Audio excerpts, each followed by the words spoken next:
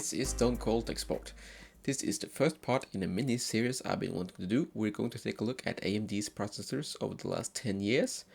So why only the last 10 years? Well, it's simple, because I don't have the hardware going back that far. My first ever CPU was an AMD Athlon XP with codename Thunderbird.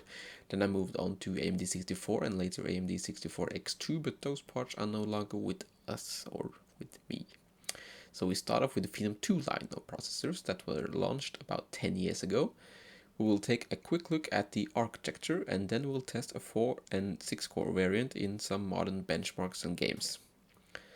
The Phenom II was a revision of the same monolithic quad-core design as the original Phenom, meaning that all cores share the same die. The architecture remains much the same, but Phenom II is based on the more modern 45nm manufacturing process, while the original Phenom was built on the 65nm process.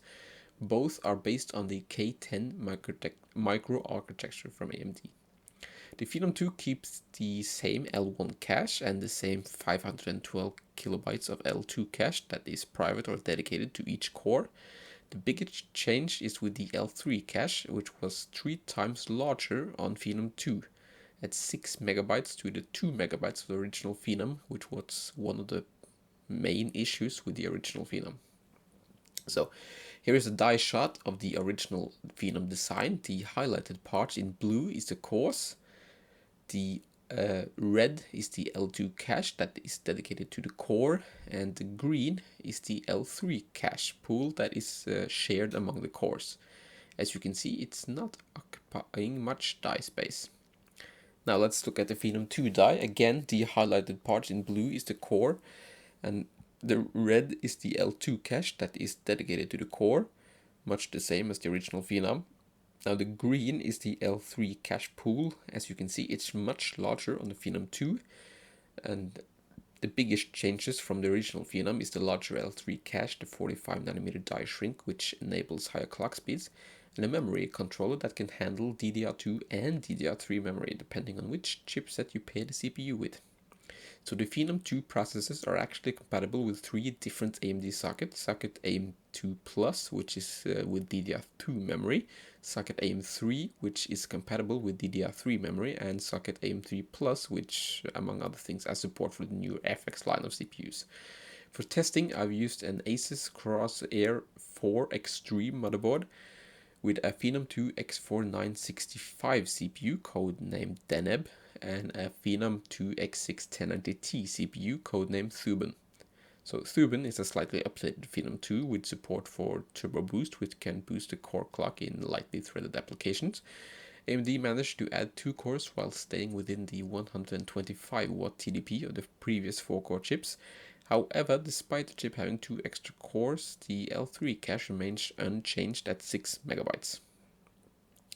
The part of the CPU that determines the memory controller and L3 cache speed is called the CPU North Bridge, not to be confused with the North Bridge on the chipset, 890FX for example.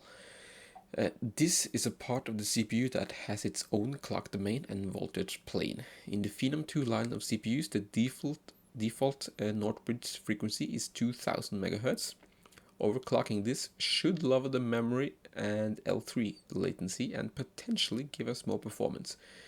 We will focus on gaming benchmarks for these tests in a few popular titles. I've tested Witcher 3, Fortnite, Rainbow Six Siege and Division 2, but also Cinebench R20 and cache and memory in IDA 64. And lastly, power consumption. One thing to keep in mind is that the Phenom II processors does not support SSE 4.1 instructions, which is used by many new games. Anthem, Anno 1800 and Call of Duty Black Ops 4 are a few examples of titles that had to be patched to work on Phenom II CPUs due to the CPU's lack of support of the SSE 4.1 instruction set. Apex Legends is another game. I don't think that there was patched, so I don't think that actually works with Phenom CPUs. I'm not quite sure though. Anyway, let's start looking at the benchmarks. We start off by looking at how the North Bridge frequency affects performance and what effect increasing this has on performance. So we start with the stock 2000 MHz, then we move on to 2400 MHz, and lastly 2800 MHz. I couldn't actually get it stable above that, so that's where we topped out.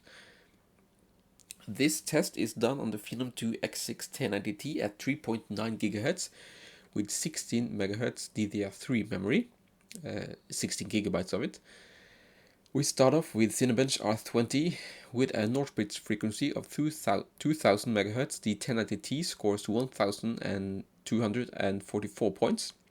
Increasing the Northbridge frequency by 400 MHz gives us a 1.5% increase in performance to 1263 points. A decent result from not touching the CPU frequency.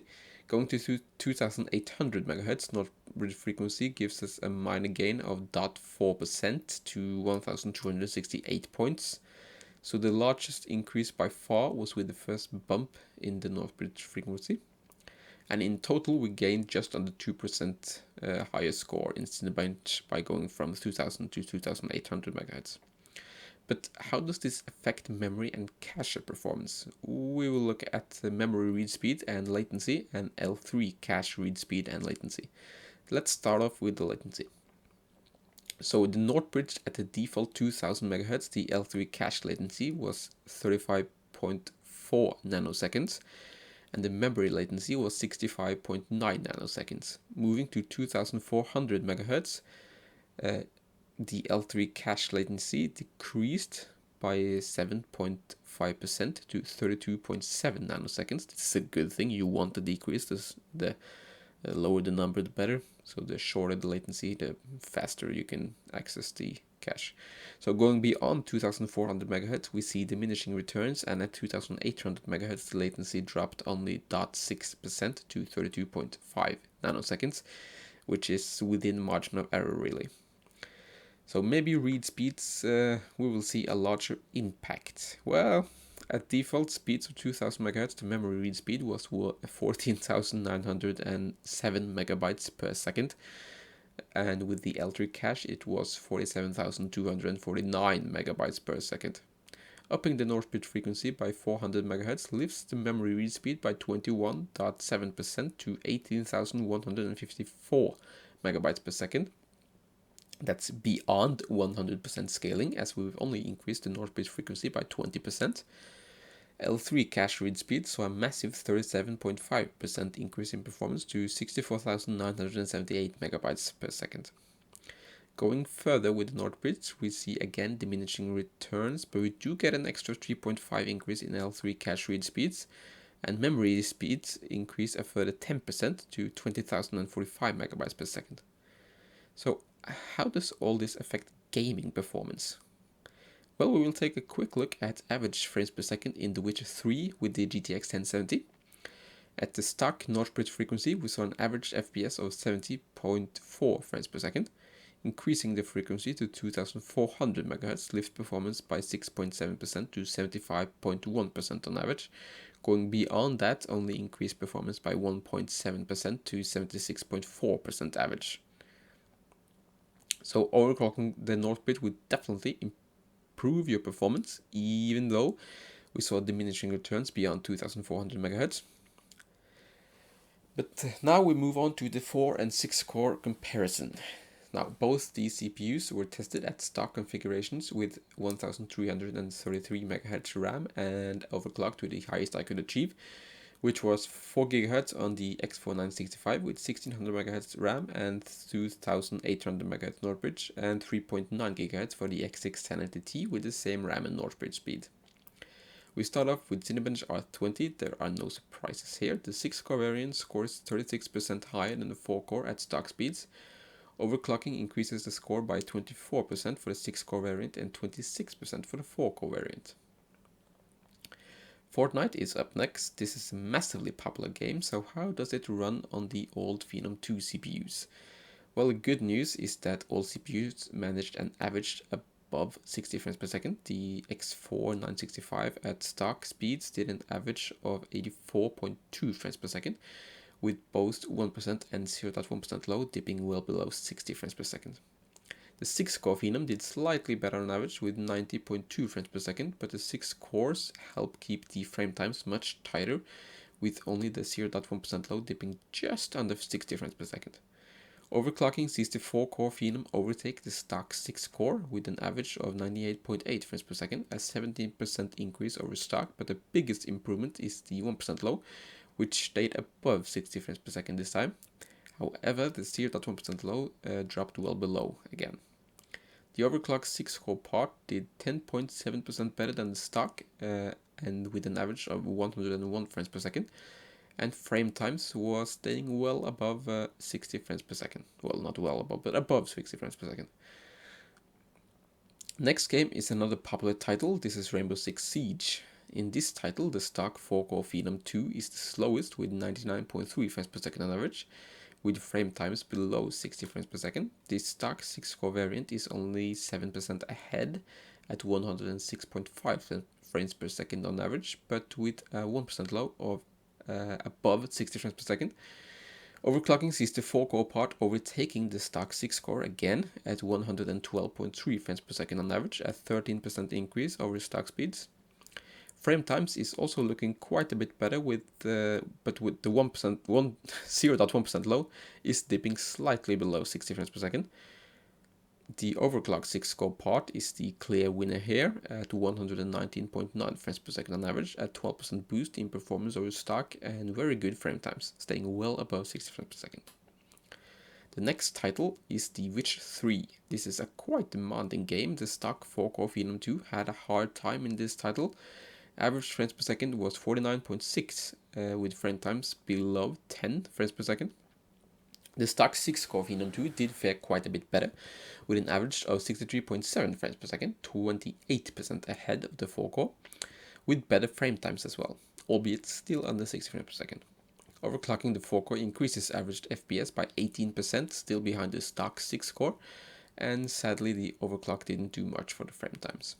Overclocking the 6-core increased average frames per second by 23.7% to 78.8 frames per second. The frame times was a bit better than before, but still below 60 frames per second. Now I have tested one last title before moving on to power consumption figures. The last title is The Division 2.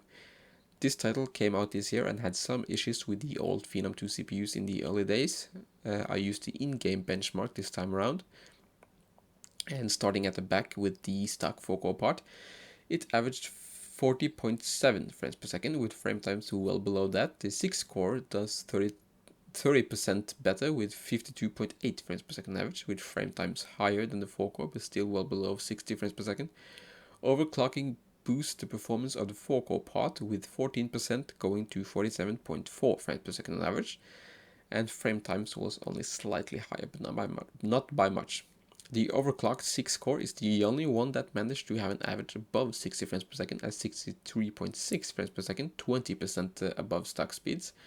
Frame times was better but still not good, unfortunately. Now we move on to the power consumption numbers. I used the Corsair RM1000i power supply to measure power consumption, and the numbers are the power out figure from the power supply, meaning total system power after efficiency loss in the PSU, or the power supply. At stock, both the 6-core and 4-core idle around 88 watts.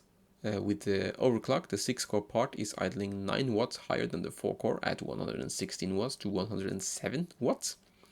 Running Cinebench R20, the 4-core CPU is consuming 18 watts less than the 6-core at 152 watts to 170 watts.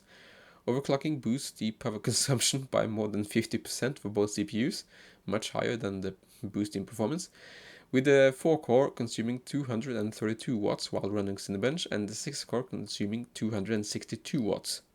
While gaming, the differences are much the same as before, with the stock 6-core consuming 13 watts more than the 4-core. With the overclock, the 6-core pulled 372 watts from the PSU. Well, that's with the graphics card, not just the CPU. And the 4-core pulled 341 watts. Again, that's with the GPU. So the increase in power consumption while gaming over Cinebench is obviously due to the GPU. Anyway, that's all I have for you today. Thank you so much for watching. If you hanged on this long, you have my utmost respect. I wish you all a wonderful day, and the next video in this series we will take a look at the AMD FX line of CPUs, codenamed Bulldozer and Piledriver, And now it's about time I start doing the benchmarks. Farewell. Wow. Let me try it again. Farewell. That's better.